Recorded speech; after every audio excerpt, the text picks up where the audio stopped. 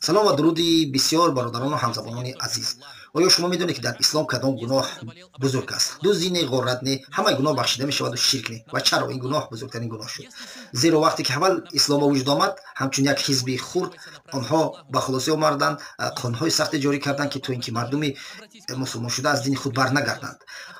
ва онҳо ин ширкро ҳамчун гуноҳи сахттарин эълон намуданд.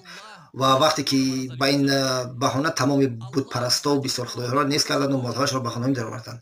ва баъд вақте ки ба халқи мо ҳуҷум карданд, онҳо якхудоӣ буданд, вале онҳоро ба баҳонаи духудоӣ баҳона намуданду мекуштанду нобуд мекарданд. вале ман дар даст китобе дорам ки зиёда аз 300 сол дорад. ин ба 4 забон тарҷума шудааст. аз забони авистоя аз ҳиндустон ба фаронса, аз фаронса ба олмон, аз олмон ба инглистон ва аз инглистон ба забони русӣ.